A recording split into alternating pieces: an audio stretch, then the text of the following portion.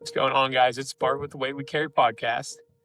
I just want to go over a few things with you because it's amazing. It's amazing that my wife and I were sitting down a little over a month ago, close to 2 months ago, and I said, well, I want to make a podcast.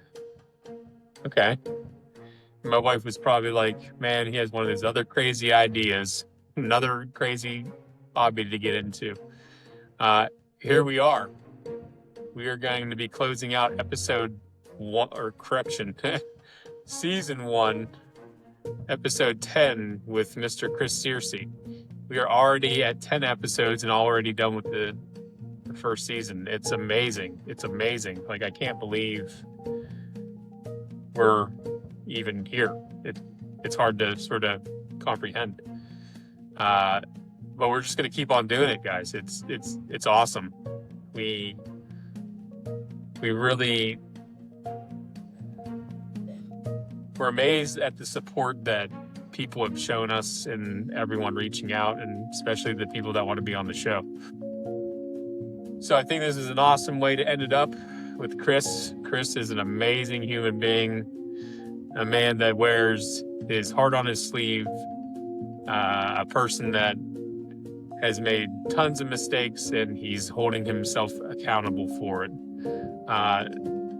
So thank you, Chris, for being on. Thank you for being our 10th episode on season 1 of this crazy podcast that we call the Weight We Carry podcast. Chris, thank you. Guys, please enjoy it. Mr. Chris Cerci, listen to his story because it's very powerful, and he has a ton to offer you guys. So enjoy it. Thank you again for everything. We love you guys. We'll see you on the other side. Season 2 coming up. See ya.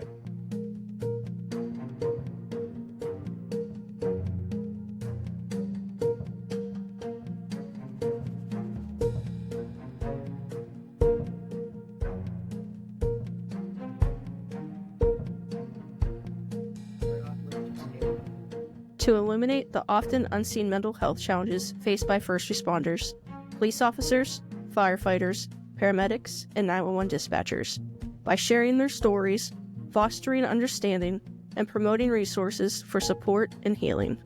We aim to break down stigma, advocate for improved mental health services within the first responder community, and inspire hope and resilience. This is the Weight We Carry podcast. What's going on, guys? I am Bart with the Weight We Carry podcast, and today we have a very special guest, Mr. Chris Cerci. Sir, how are you today? We appreciate you being on. I'm doing real well. I thank you for the opportunity, and appreciate what you guys do. I really do. Well, we appreciate you, man. I was passed along your name by a coworker of mine, and he was like, you got to check him out. He has a pretty open story that he publishes on Facebook and any other socials. And we were like, I checked you out and I reached out, and here we are, man. And again, seriously, thank you for coming on. Yeah, it's my pleasure. I'm glad to be here. I really am. Just real quick, we all have a story, guys like me, and you folks like you are now making it possible to get the story out there, and that's the important part. Absolutely, man. And Chris, if you would you just introduce yourself and give a real brief history of yourself so we can get the interview going, okay? Yeah, my name is Chris Cerci. I was a career firefighter. Actually, let me back up. I was a volunteer firefighter in Bethel Park. That's where I got my feet wet from 1993 to 1998.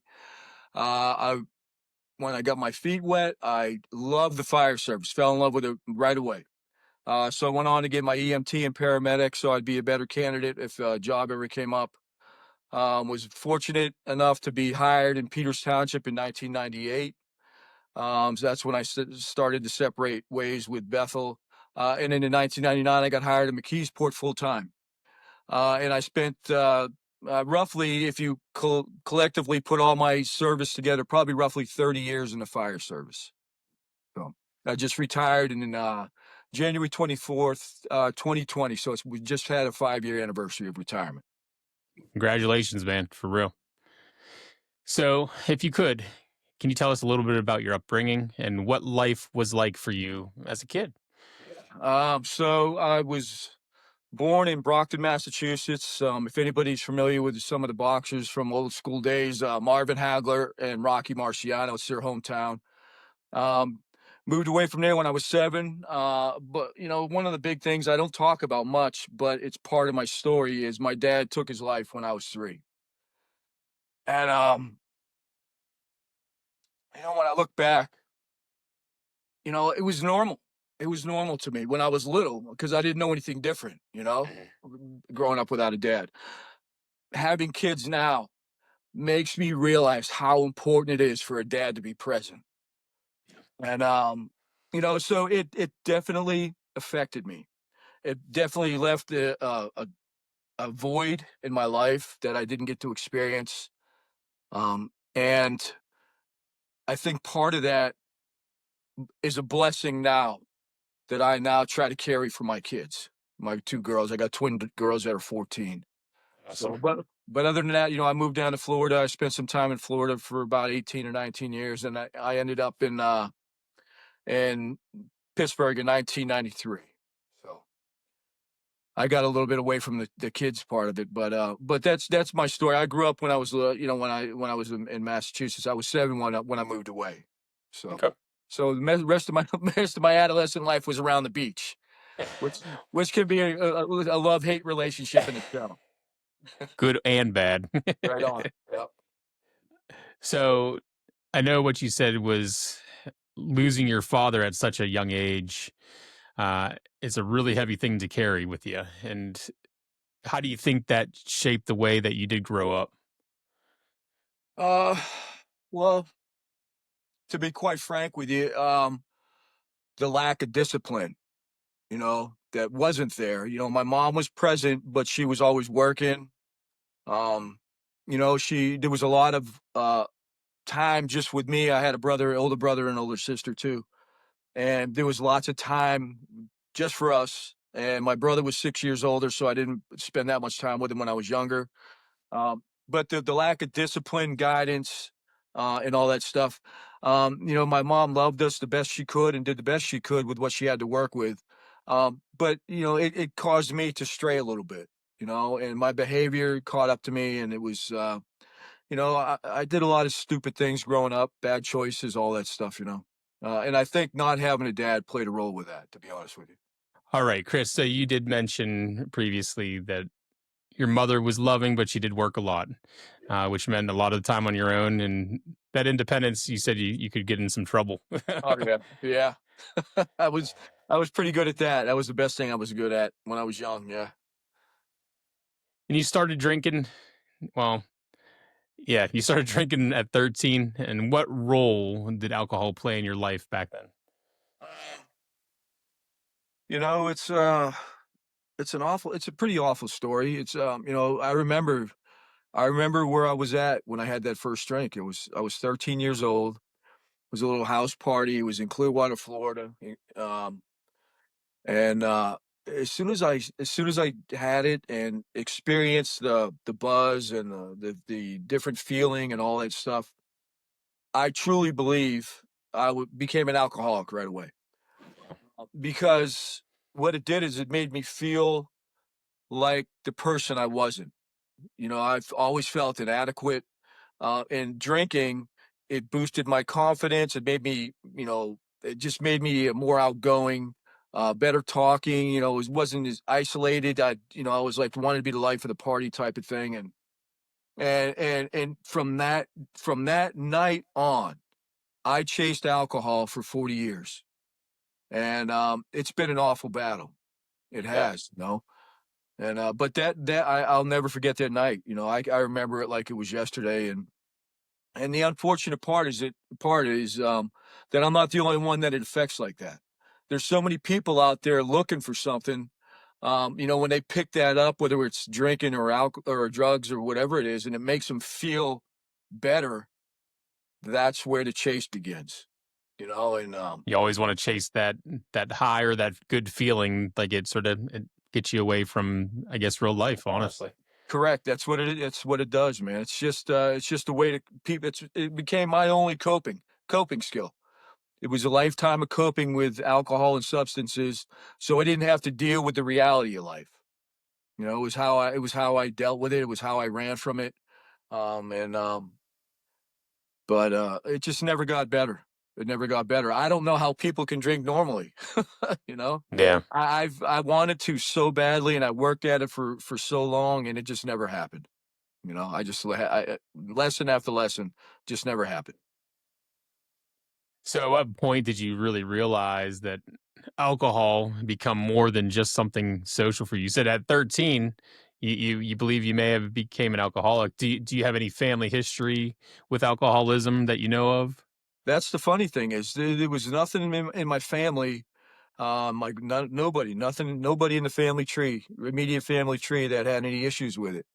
Um, you know, it was just, and that's the scary thing. You don't have to have a family history. You know, Yeah. you have to be looking for something that you can't find, and when you drink or have a drug, that's where you find it. And then at that moment, that's what becomes your best friend. It does. It becomes a relationship. It seriously becomes a relationship. It's love, hate. You know, it's a whole. It's just a mess. It really was. It was a mess for so long, and we'll talk more about it down the road. And I think with me, some the same way. I don't drink at all. Um, and I think, I mean, obviously, growing up and being a teen, you experimented, went to parties and everything. But for me, the drinking, it really was my, I was adopted. So my dad and my mom, they broke up because of his alcoholism. He was an alcoholic. He almost died in car crashes because he was such a bad alcoholic. And to this day, finally, we have a fairly good um, relationship, but he's 80 years old now. So I saw how that affected my family. I grew up without a dad. My mom, it was my mom, myself, my grandma, and my uncle D. And my uncle D, he didn't drink either. And it was a tough thing. You grow, like, growing up without a father, kids need their dads. And I knew that when we had our son. I'm like, I always got to be around for my son, because you need that. You need that father figure in your life to show you how to be a man. You really do. You really do. That's 100% correct. And you don't have to lose your dad like I did in order for a dad not to be present. You know, the AA meetings and other functions and stuff like that I go to. I hear story after story after story after story that daughters and kids, these are now grown adults, but they grew up with no mother or dad because alcohol or drugs got such a grip on their life that they couldn't escape. You know, and it takes a toll on a family. It will destroy a family faster than anything else I know. And my girls had to deal with that. They're 14 now, so over the last 4, 5, 6 years, they saw some of that behavior, and I'm so thankful that they've been very, very, very resilient. They've been very forgiving, and the fact of the matter is that when I got sober, and I'll tell you how that happened later, a little bit later. When I got sober, there was only one way to win their trust back, because I'm sorry didn't mean anything. My words meant nothing, not a single thing. They had to see a constant change of behavior every single day. They had to know when I went somewhere that that's where I was going. So we have this lifetime 360 on the phone. You know what I mean? They were like, "Dad, can we turn it on?" I'm like, "Turn it on." And that's the only way that I'm sitting here and my girls and I have the best relationship we've had ever, is because I'm true to my word today. You know, and that's a miracle in itself. Yeah, so important. It is. Yes. So what drew you into the fire service? And what do you remember the first time walking down Oh Bethel yeah. Park's Who hallway? doesn't? Who doesn't Yeah. remember that first time in there? You know, here's the true story. I was living in Bethel Park, and their main station is on Brightwood Road, if anybody's familiar with the South Hills in Bethel. And I must have driven past that Brightwood fire station, said Bethel Park Volunteer Fire Company on it. And I must have driven past it 500 times. And on a Monday night, I'm driving up and I'm like, man, The doors were open. It was like 15 or 20 guys out in the parking lot just standing around. I said, I'm going to drive in here and I want to see what this is really about. It can't be volunteer. That's what I thought. I mean, I grew up down in Florida and Boston, outside of Boston. So everybody was all paid municipal services. So I go in there, and the first person I meet was the fire chief. His name was Danny Moore. What an amazing guy, man. Changed my life. He changed my life. He kind of took me under his wing, and but that night, I'm sorry, I get really emotional. When I turned in there and went into that firehouse, my life changed. My life changed. Prior to that, I had no interest really, nothing driving me. I felt I was just wandering through life with no purpose. And I went there and talked to him, and I said, well, is this really volunteer? He's like 100%. And I was floored by it, to be honest with you, because Bethel Park's a pretty big municipality. I was floored. And I was like, well, how do you get in? He's like, here you go. Fill out this application and we'll give it to the board. You come back next month for a meeting. And if not everything checks out, they'll vote you in. I'm like, come on, it can't be that simple. Sure enough, 30 days later, I was on a truck at 3:00 in the morning with gear, didn't know anything about what I was doing or riding in, going to a little like brush fire over off of Route 88 in Bethel. And from that moment on, my life changed. I love the fire service immediately. There was no I didn't have to grow into it or anything. I just wanted to be the best at it. I loved it. The training, going into live fire burns and things like that training. I loved it. But it was at that point, when we'd go to car accidents or medicals, whatever we were doing, if we were assisting Tri-Community South, I wanted to be able to do more besides just stand there and provide support. So that's when I went to got my EMT, and I went to the Center for Emergency Medicine and got my paramedic. And it was my paramedic that I think led me to the career opportunity, to be honest with you, because all the firehouses and services were starting to go, the dual service, ALS or EMS, water related and fire. And, I that was it, man. I mean, as soon as I got into that fire station that night, I was hooked. I was hooked. I'm trying not to ramble. I could talk about it forever. Keep talking. I could talk about it forever, but we don't have forever, man. This program, this beautiful thing that you guys have put together, this is a miracle in itself. It is, because you're gonna change people's lives through this program. If we can change one, man, if our guests, it's not us, it's our guests being honest and open, that's what's going to change people. Right on. I agree 100%. So go ahead, let's move on. So you said you were hooked right away, which a lot of us know that feeling. Yeah. Yep. You're dedicated to training and you worked multiple fire department jobs. What was that driving point that really pushed you to train so hard? It's, growing up, I was an athlete. I was always an athlete. And my mentality was, if you're going to do something, be the best at it, and so that's where that came from. If there was a training opportunity, I was going. I wanted to know as much about the fire service as I could get in this head as quick as possible, because in my life, I was still like early 30s at that point. I can't remember when, but roughly early 30s. And if anything was ever going to happen where I could get a job, I wanted to be on a career department for as long as I could be on there. And so I wanted to be the best candidate. I went to as many trainings as I could in a short period of times. And, I just loved it, man. I loved it like nothing else, honestly. It's not a job. We all know the fire service is not a job. It's similar to EMS and the police departments, man. It's like you become family. Your life can be in the hands of the person right next to you, at the drop of a bell. And that's a lot of trust. That's a lot of faith that you have to have in your fellow coworkers. And, I always there was a thing in my mind that said, I don't ever want the spouse of a partner of mine to have to be told he couldn't get out because I couldn't do it. So I wanted to know how to get somebody out of the building if I had to, and stuff like that.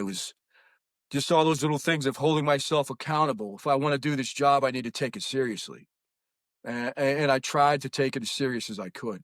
I failed in areas, I could have done better in areas, um, but I did the best I could with what I had to work with back in those days.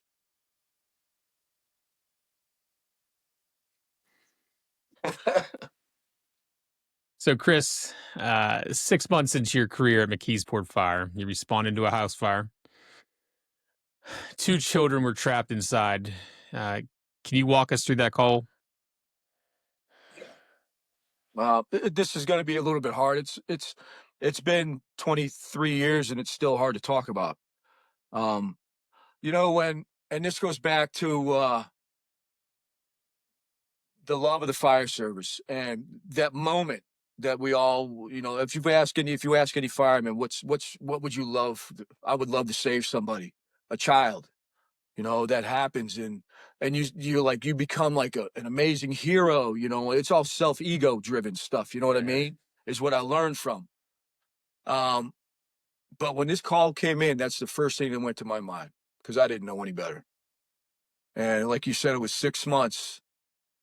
And 6 months after getting hired, I got hired in June. And I think the fire, if I went back and look, I think it was in January of 2000.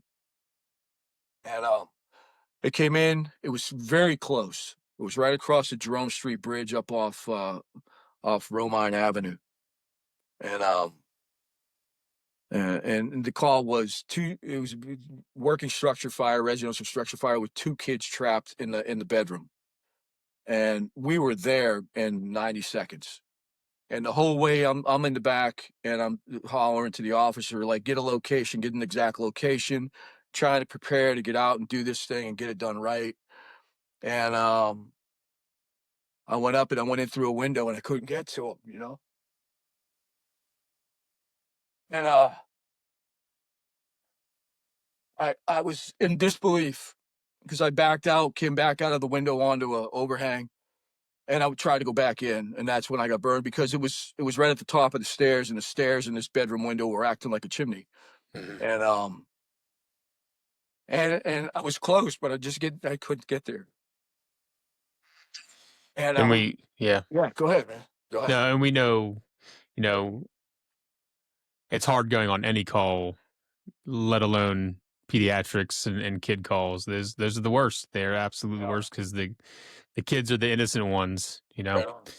And in my EMS time, I've had quite a few pediatric cases that stick with me. If you watched Taylor and I when Taylor was on our show, showing our challenge coins, I have the one from Allegheny General that I don't usually look at from a really tough pediatric call.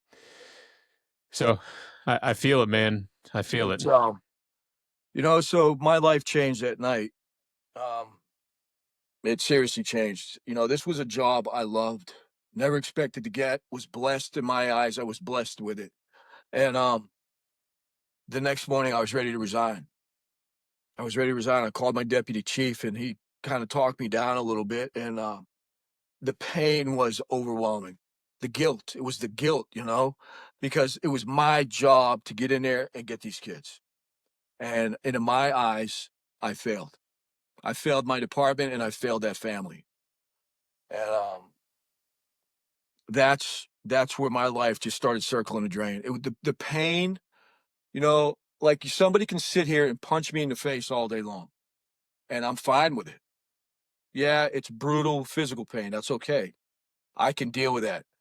Emotional trauma, emotional guilt, and stuff that I could not do. I had no clue how to deal with it. Zero.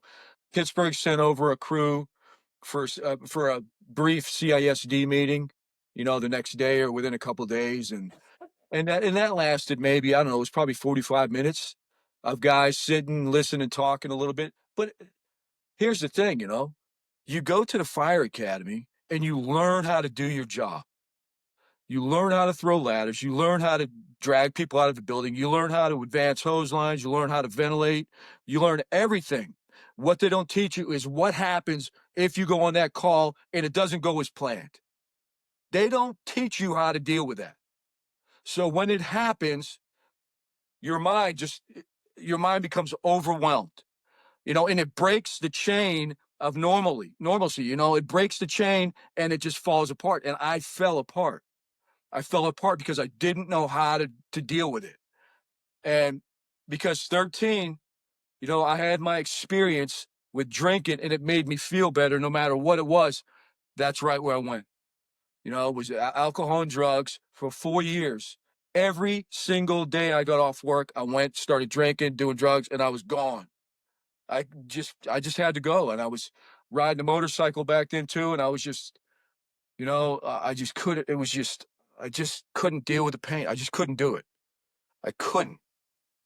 And, At that time, that the drug use and the alcohol, as a coping mechanism, uh, did you really recognize what was happening to yourself, or was it just, were you in survival mode at that time?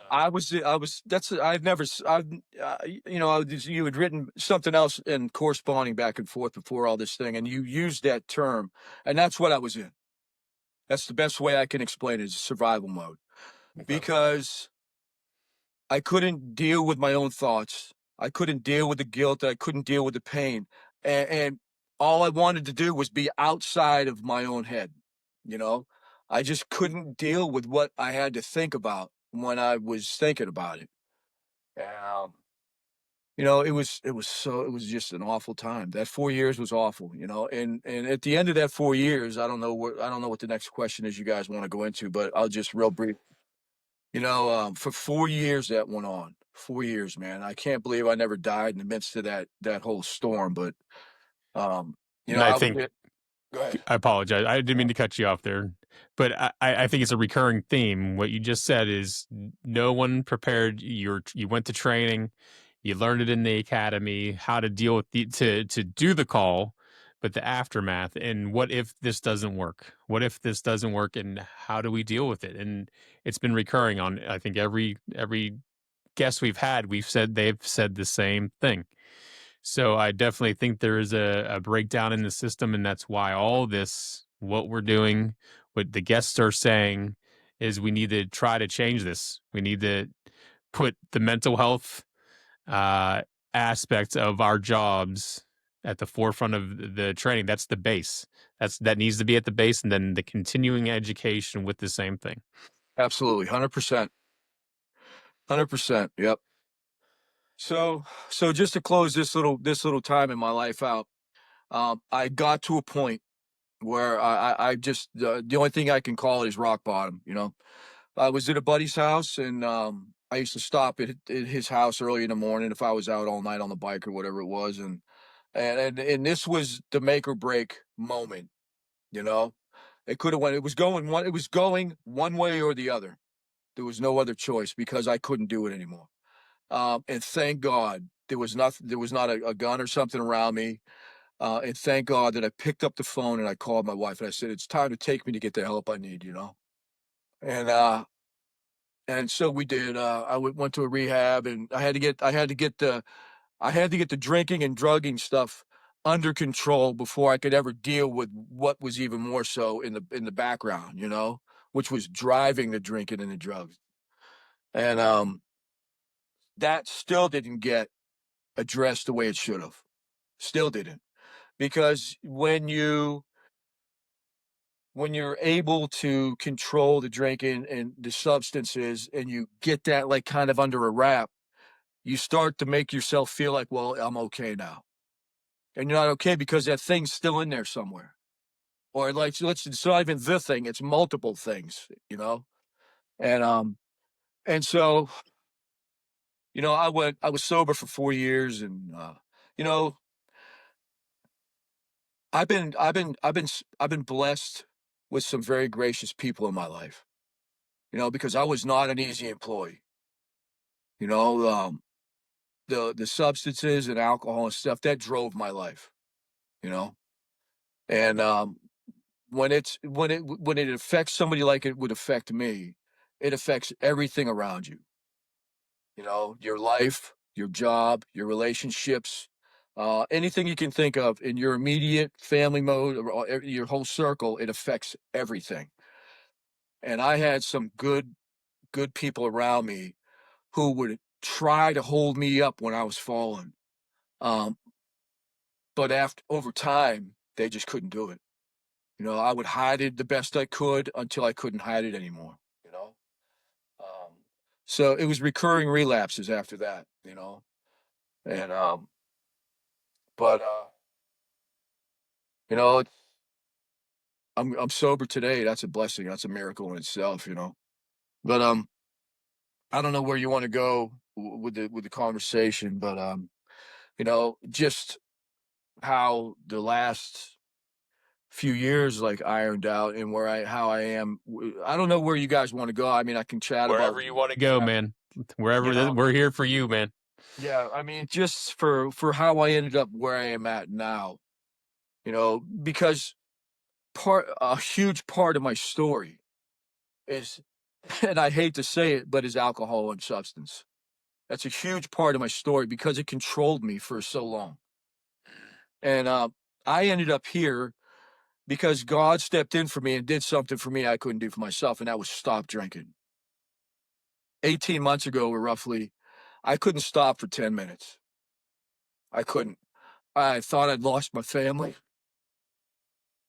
I'd retired from the fire department, so my that was like a large part of my life. I didn't have the fire department.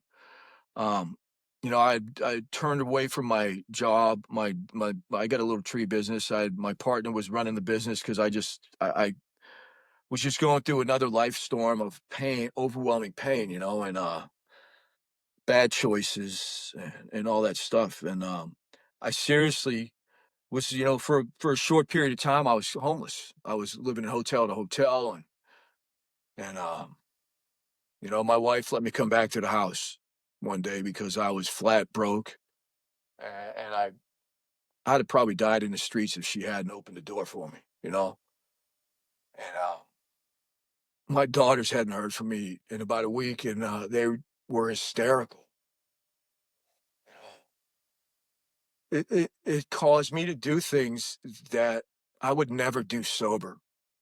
Never. You love your kids, right? You love your family. You take care of the things, that comes with life. And this stuff like prevented me from doing all that. It turned me into a different person. And, so the last day I drank, and then we'll move on to something else. I went down to the south side. I was on my bike. And I used to love drinking on my bike, which is stupid in itself. And I came back. I was in Castle Shannon, and I hit a guardrail. No helmet, thrown off the bike, and somebody called the police. They came, arrested me for DUI, and I get chills talking about it because this was such a battle for my lifetime. 40 years of drinking and doing things, and just not controlling it, and right there in the little middle of a street called Willow over in Castle Shannon, I got arrested, and I heard God tell me the fight's over, man. It's clear as day. And I felt such peace and freedom at that moment because that's the whole part of I couldn't do for myself. God had to do it for me. I couldn't stop, you know. He stopped me, and that's why the motorcycle accident was a blessing. People were like, "Oh, you had a motorcycle accident." The motorcycle accident saved my life. That's how God chose to do it. And that was 17 or 18 months ago, and man, my life has been a beautiful thing since, you know. Well, we're glad you're here, brother. Yeah, me too. Absolutely. Me We're too. glad. Kind of gave you that reset, you know. Yeah. Just real quick, Sure. when 2020, Bart got really sick and, he almost passed away. And I've heard him say, I wouldn't change that for the world. This is a reset. We talked to an officer the other day that was shot in the face and the chest and almost passed away. And she said the same thing. She's like, I wouldn't change that for the world. Like, that was a reset for me. And it really does. It puts things into the perspective of, you knew how fragile life was before, but that really just, it goes to show you when it happens to you. And it's kind of mind-boggling to me that listening to someone say, like, I wouldn't change that for the world, because I know how bad that hurt as an outsider, but just to hear everyone keep saying that, like, it's amazing. Like, You know, it's a scary thing and a beautiful thing, and like I said, we're so glad that you came out on top because, yeah. just talking to you for this half hour, like, you're an amazing person, and, we wouldn't have met you, and it's such a blessing to meet you, and Well, I appreciate you having me on here. I really do. Um, you know, when you're in the middle of all this, like when Bart was going through what he went through, man. You know, I'm going to back up for just a minute. My mom had me in church when I was like 5 years old. Okay, and I became a drummer, and I've played in every single music ministry of every church I've ever attended my whole life. Okay, so I'm so grateful my mom did that for me because it created my relationship with my God. Okay. And I don't want to make a big religious thing here. I don't know what you guys wanted to hear and do, but this is for me. You know, he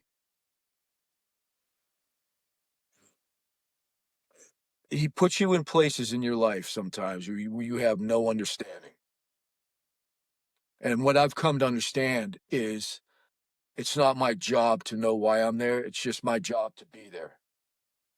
And I'll figure the rest out down the road. You know what I mean? Because he's got that plan for you. When you're in the middle of a storm, man, all you want to do is jump out of the boat. You know, you just want to get on land, however you paraphrase it. And I had no clue. I honestly thought I'd lost everything in my life. Everything. I was completely hopeless. I was completely hopeless. I thought I'd lost everything. I'd never looking forward back then to now, I'd have never seen this ever. I'd have never thought I'd meet two nice people with a podcast that are willing to go out and share the story of people like me, to try to help other people like us. You know, and, I kind of got sidetracked. My mind starts racing and stuff, and I apologize. But You don't need to apologize, brother, yeah, at all. yeah. Go ahead and ask your question and reset my mind, man. I get on these tangents and I go in different directions, and I apologize. it's a pretty deep question. And whenever Bart and I found out that you were at this tragic event, like, my mind was blown, and I before I get into it, I can't thank you enough for you going there and doing it. But so you responded to Ground Zero after 9/11, and you worked at a firehouse that lost 11 men. What was that experience like for you?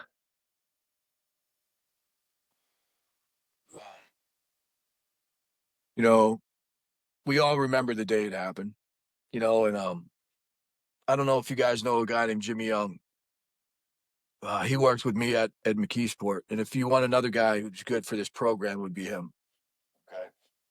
Um, you know, he and I we're still good friends. You know, we've just kind of went off in different directions a little bit. You know, because of life and retirement.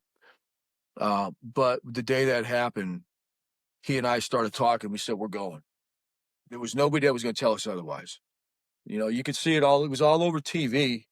Do not respond. Do not respond. Let me tell you something. When we drove down there, we used we were lucky enough to have union credentials, so we would get waved through the perimeters. There were like 4 perimeters down to till you get to the ground zero area, and we ended up as far down as it was right near Bleecker and Avenue of the Americas, which is 6th Street, 6th Avenue. There's a firehouse right there. It houses Battalion 2, Ladder 5, and Engine 24. And we pulled up, we parked, and we walked over, and their engine was parked on the driveway. Windows all smashed out of it, covered in dust, you know, and there was a guy standing on the apron. And we went up and introduced ourselves, said, "Hey, we're from McKeesport. We came over to help you guys." He couldn't stop saying thank you. Thank you for coming. You know, we're going to do whatever.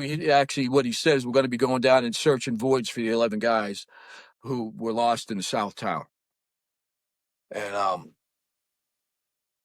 And when we introduced ourselves by name, this guy had this really weird look on his face. And so he said, "Go put your gear in the station." And I walked in, and there was a plaque on the wall of a guy killed in a fire there named Jimmy Young. And that's my friend's name, Jimmy Young. and and the guy he got killed with, his name was Chris. And there was another guy. That was a triple fatal when they had it was back. I can't remember what year it was, but it was several years before this. And I was like, "Holy crap, Jimmy, look at this." And so long story short is, we spent some days there, and these guys took us in like we were supposed to be, like we were part of the department, and the one guy said, "Jimmy and Chris are back to help." And that's legit, like what they were saying. Like this is like I get goosebumps talking about this story. Okay, because on the way over there, we were still wondering, like, should we be doing this? Are we doing the right thing? But when we got there and saw that, I'm like thinking, man, this is definitely where we should be.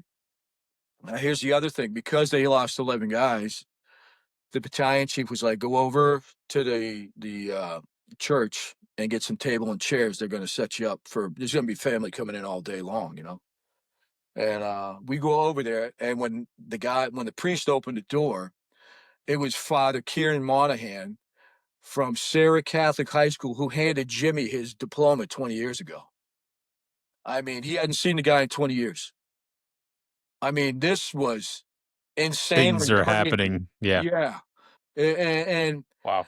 well, it was just one of those things. You just, we know we're supposed to be here. So, you know, uh, we went down there and we spent a couple of days just digging, just going through voids and everything. And recovered the guys. They ended up finding them a couple months later. But, um, there was, I actually didn't think I was going to come back. I called my wife and I was in tears on the phone, because I didn't know what we were getting into, but there was nothing that was going to stop me from going, and I didn't know if I was going to go home or not. I really did not know that at that moment. And, it was, the experiences like that are the best and the worst experiences you'll ever go through in your lifetime. And the best part of it is how you see people come together for the greater good.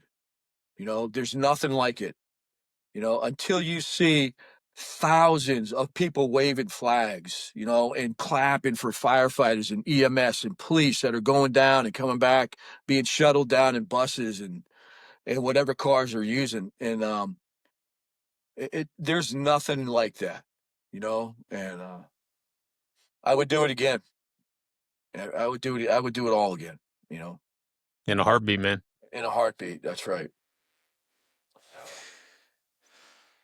We're going to stay on this real heavy subject here, Chris. Okay. And so you finally reached a point where you're ready to take your own life. Okay. Uh, what was going through your mind at that point? Um, it was as simple as this. I thought there was no other way to stop the pain. It was that simple. And that's why, I mean, I'm speaking from my knowledge and experiences. That's why people do that, because they don't think there's any other way. They think it's the only way, the only option they have left. And it's not. It's not. And thank God things, went in the directions for me. So I'm still here. But I lost a couple friends over the holidays. And, it's one of them was a good friend of mine. I worked with in Peters Township. I worked with him and his brother. And I was really, really, really, really caught off guard, you know, because you see people that are strong. Strong people sometimes are good at hiding things. Yeah. I never knew anything about it until I heard what had happened. And, you know, unfortunately, there are people out there, I hate keyboard warriors and I hate trolls, and I'm going to get real serious here for a second. And, because those are the people, they might even wear a uniform. You know, they might even wear a uniform. And those are the people, and I speak from experience, who, when you're trying to reach out and explain that I've been there, because I'm going to tell you why AA works, okay? It's because the person sitting across from you has been exactly where you're at. That's why AA works, because the torture, the pain, the losing a family, the madness, the insanity, that person's been right where you've been. And that's why it works. And that's why people need to lose the stigma of you shouldn't talk about it. Because when you've got a brother sitting across from you that's been where you're at, it's going to be a lot easier to talk to him. It's going to be a lot more effective to maybe help him, you know, I really get angry about this, because when this happened to Mike, you know, I went on because we were going to be doing a meeting. It's called Adams Group. And I was explaining the things with the kids, the fire department, the firefighter, the fire with the two fatalities. And when, you know, I put it up there and I said, I know where you've been. You know, if you need to talk to somebody, talk to somebody. And somebody posts, oh, isn't it great to make something about you out of somebody else's tragedy? And I'm going to tell you what, it's trolls like that they're lucky that they're hiding behind a name. I don't hide behind anything. You got something to say to me, come say it to my face. You know what I mean? And that the stigma, that's why we have the stigma we have, why people isolate and they're afraid to talk, because they don't want people to look at him and think, oh, he's weak, he can't handle it, you know. It's a bunch of BS, you know, and that stigma has to be smashed. And this is what you guys are going to help with. That's why I'm so grateful for you, because you don't understand. You've got to get the message out there to as many people as you can. You know, one at a time will take forever. Build this podcast to 50,000 subscribers, followers, whatever. If you're getting your message out. That's the message. Don't isolate. Talk about it. Recovery is possible, you know? And I always say this. I don't say this because I've read it in a book. I say this because I've lived it. And that's the effect that people need to see, because that in itself creates hope. You know, when people get to that point, they're hopeless, you know? But when you see somebody who's been where you were at, hurting like you were, drinking like you were, using like you were, and they've got their life back, that creates the hope of recovery is possible, you know? And that's the message that we need to get out there. We just want to be that glimmer of light, you know, and Absolutely. to show strong people that have been through a bunch of shit. That's we said it before. That's why Britt and I, on that very raw, very first episode that we put out there, we were as raw and as honest and as transparent as we could be, to let people know here's a place for you to do the same thing. If we didn't do it, no one else is going to come on and follow our lead and do it. So that's all we're asking. Just be on, be real, be raw, and it helps. This is for us as therapy. This for us is therapy, and I hope that you, as a guest, and every other guest finds the same reason. It can be a therapeutic. It's a talk. It's what we're doing. We're just talking. We're just letting everyone know that we are human beings, man. Yep. There's therapy in talking, man. Yeah. That's it. It's a power. The mind is a powerful thing. Yeah. And when you can adjust somebody's thinking through maybe sharing or, you know, whatever, however you can do it. And this is where the creativity comes in with these different programs and things, you know. People just need to know that recovery is possible. At the end of the day, that's the message, you know. And I'm so grateful for you guys. You have no clue.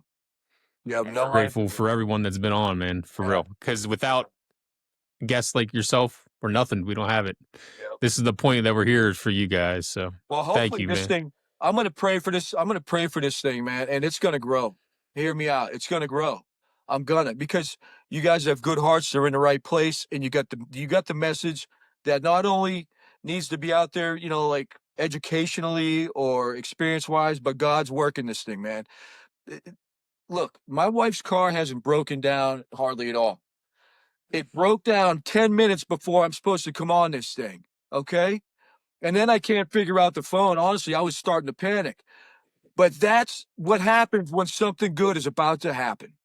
You know what I mean? I'm The serious because craziness before the storm. I've seen it 1,000 times, man. It's the enemy, whatever you want to call it, man, will come in and try to flip that wagon over when something good is going to get delivered. You know, and I just love you guys for doing this. I love you guys for doing this. Well, we want you with your story to be that beacon of hope for everyone else, man. For real, for real. We met each other for a reason. You know what I mean? Right on. We met Absolutely. each other for a reason. Yeah. So, Chris, what do you think the turning point in your recovery? What was that point in your recovery journey? That absolutely the motorcycle wreck. You know, I it wasn't recovery was not possible for me. You know, I had gotten to a place where people get, and some of them don't make it back.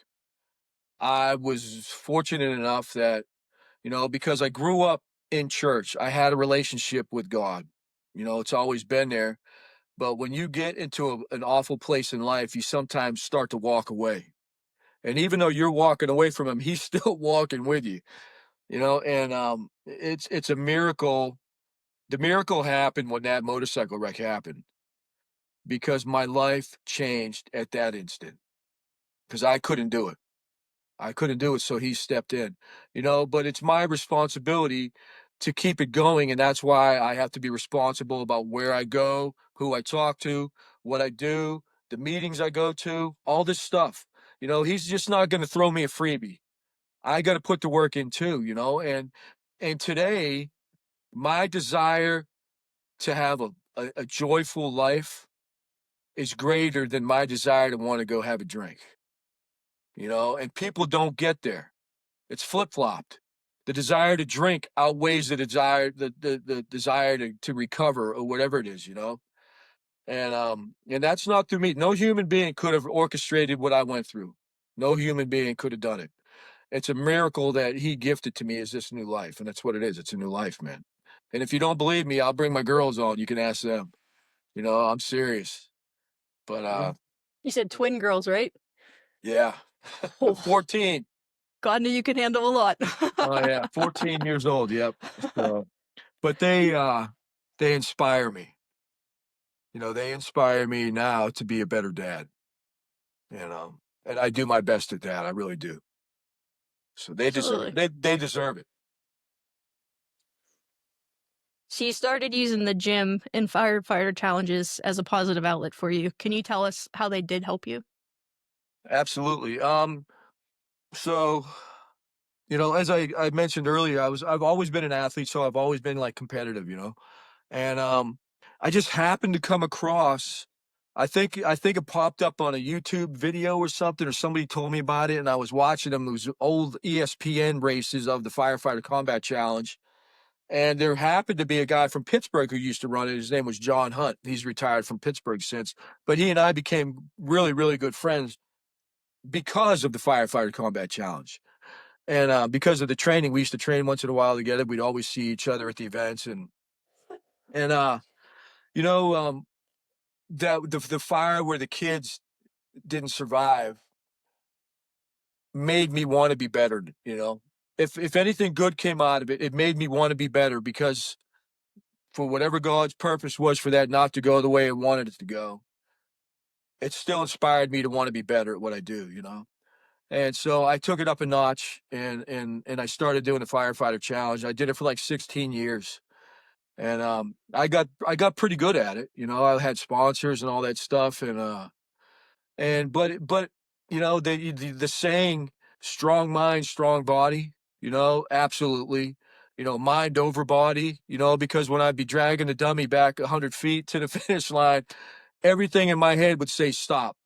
You know, like, and then I'd cross the finish line. I'm looking for an ambulance. You know, it was the worst pain I'd ever experienced athletically. You know, but it did. It gave me a purpose to drive. It was, you know, it turned me it like flipped a switch in the fitness area, you know, and it just made me better in that category. But I think along with that, which you maybe a follow-up question, was it turned into drink time, you know, because I was always drinking and partying. And when I traveled all around the country, and anytime I went, you know, firemen love to drink, man. It's not hard to find some guys that'll go out and have drinks with you.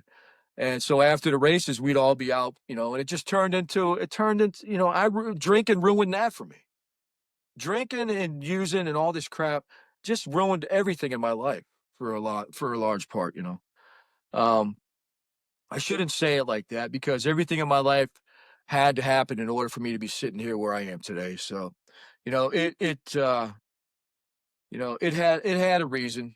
It had a reason. But here's the nice thing. Here's the happy part of this is I hadn't been on the course for 8 years, and I went back to Nashville like 2 months ago and went to the World Championships again. So, and I made the finals, but I got food poisoning the day of the finals, Oh so no. I had to drop out. I had to drop out, but I felt good about it. I felt good about it because me dropping out enabled this guy from New Zealand.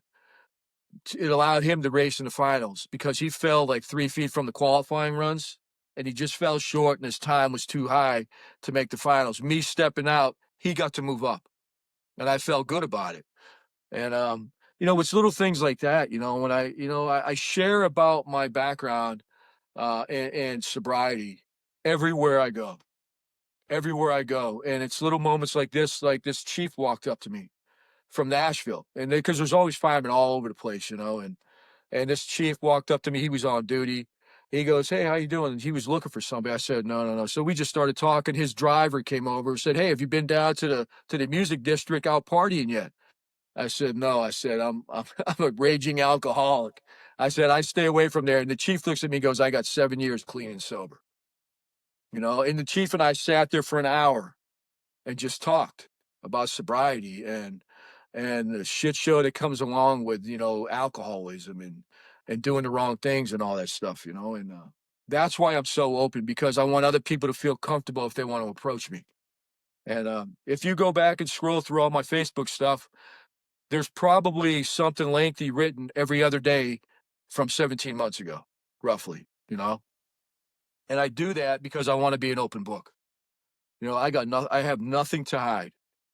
And you know, like you said, uh, Bart, is if I can help, or we, you, meaning you two, if we can help just one person, then this show's a success. And that's how I live my life today. That's how I live my life too. So, but yeah, so the firefighter challenge back on. I'm probably going to go to FDIC in the next month in April, and start racing again. I'm going to race this year again. So Awesome. yeah, I'm looking forward to it. Although it's painful, man. It sucks. It's awful.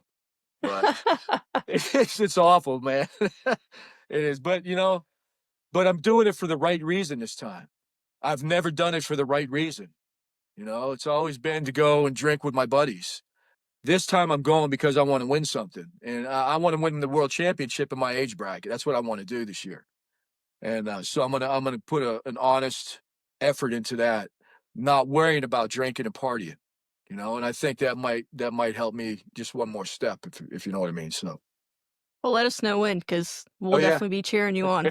We'll share it and have a Yeah, team man. behind you. Absolutely. If you guys Awesome. get patches made up, I'll put them on my gear. All right, thanks. Yeah. If you guys can That'd get be awesome. patches or something, heck yeah, I'll put it on my gear. Heck yeah. Awesome. Thank you. So even through your struggles, you kept training and pushing yourself to be better, which you said you're very competitive, and I love that. I'm competitive in everything I do. I turn brushing your teeth into a competition. It's the best thing ever. Do you think that drive to improve helped keep you going? Absolutely. You know, because it grew the purpose. Like the fire department gave me the purpose, and now an athletic event within the fire service that just made the purpose that much more and that much greater. Um, and I mean, it drove my wife crazy. Like I was going away out of town like once a month, 2 times a month at times, because I had sponsors that paid for my flights and everything, you know, and so it didn't cost anything. But man, there was a lot of time away, you know, and my girls were young through part of it. But now that's another thing, because I never thought I'd run that race again with my girls able to stand on the sideline and watch. I didn't think it was going to be possible.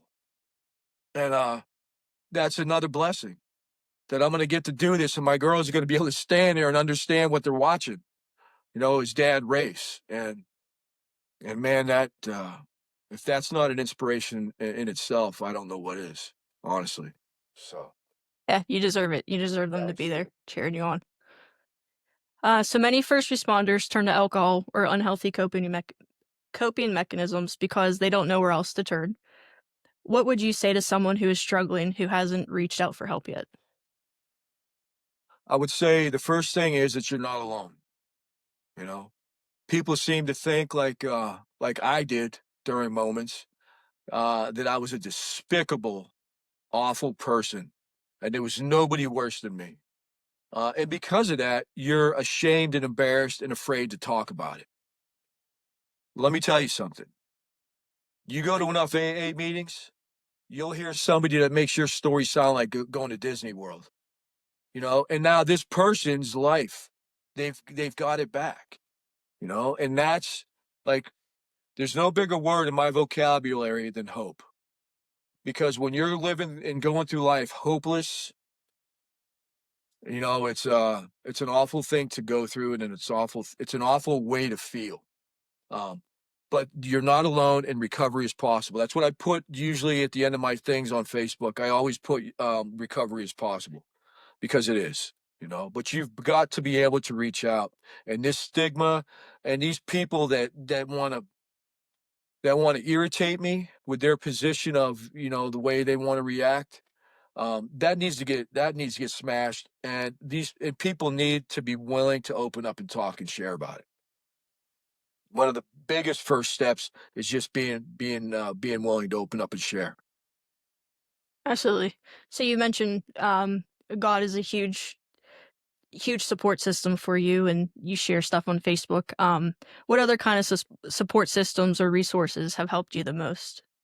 uh you know I have three support systems, I guess. I have the AA meetings. I go to AA and NA, don't matter. If you're not familiar, it's Alcoholics Anonymous or Narcotics Anonymous. So I'm qualified for either room. And I'm not afraid to share that either. So I do meetings is a huge support. My what I call my we, which now you two are part of, which is the people who support and surround you. These are the people that when you're struggling, they'll hold you up. you know, or they'll help you, like, get you back on track if if you're going through a hard time, or if something's flipped over off the rails, whatever it is. And then the third and just as important, it's so important, is my family, because my family keeps me motivated, and it keeps me driven to keep doing the right thing. You know, I like to share about this particular term, um, and integrity.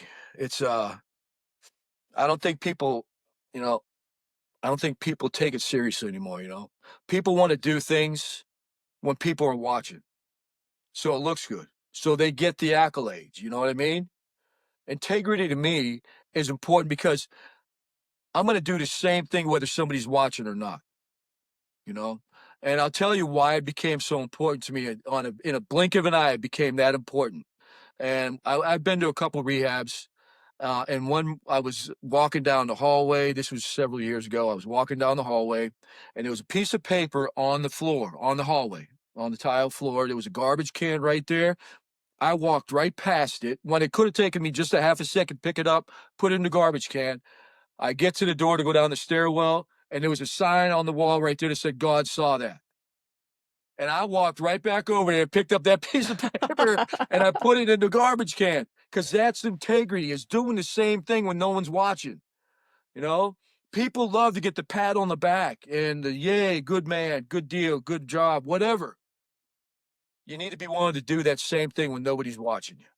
You know, Same behaviors, all that stuff. And it's real easy to bend the rules when nobody's watching.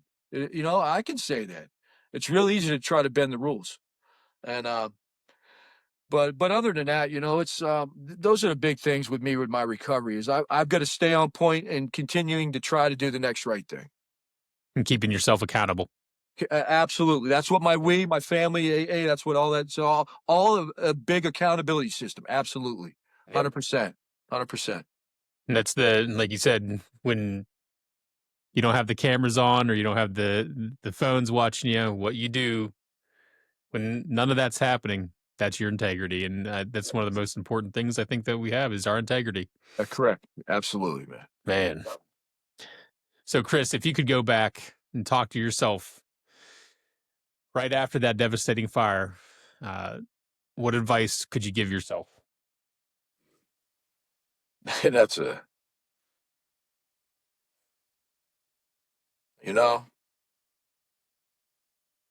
it may sound stupid or cliche or very like minimal, but things happen for a reason. God has a plan. It's not my job to know the plan. Good things are going to happen. Bad things are going to happen. Unfortunately, I've been around when bad things have happened. When you choose a certain career certain career path, it's impossible not to be in that position at times. And I never looked at it like that.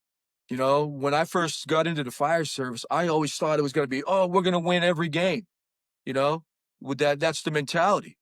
And the mentality is you might win a game here and there, but there's going to be multiple losses too that we couldn't do anything on. And, so it doesn't make it easier when you go through something like that, but that's why you surround yourself with people who will lift you up, and keep you, people who will help you understand that bad things happen at times and there's nothing we can do about it. Yeah, it's not up to us. It's not up to us. It's not up to us. That's right. So here's a big one for you, Chris. You ready? Sure.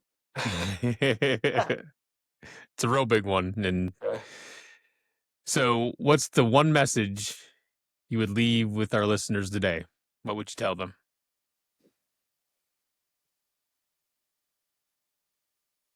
Well, I'm gonna use my background as the topic for a message, and it is if you sound like me, or if I sound like you when I'm talking about my past, if alcohol or substances are robbing you of your character, your family, if you're losing jobs, if your life is out of control and it's circling the drain, that recovery is possible. You know, and I'm big on this, because the fire service culture is to drink. That's when I first got hired. Good call, drink. Let's celebrate. Bad call, drink. Let's feel bad and drink, and that'll make it better. And line of duty death. Let's mourn and celebrate the life, and then let's drink and celebrate. Everything in the fire service had, that type of culture was in it. And unfortunately, for people like me, that just made my alcoholism and stuff just come out more faster, harder. For just the struggle from the get go. I would just say, to people that are in this line of work, if you get caught up in it, don't be afraid to reach out for help. I think you hit it right on the head. Culture. It's the culture, whether it's police, fire, EMS, there is a culture associated with it. And as Taylor said, I'm fine. It's one of the worst words that everyone says. I'm fine. I'm fine. Especially your wife. Oh, man. If you said, "Can I go out? Is that okay?" Yeah, that's fine. No, you better stay home.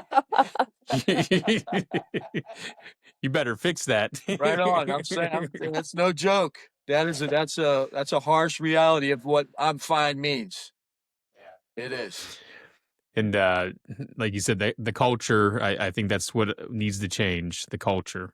the culture of I'm fine, I'm okay, and it's okay to not be okay.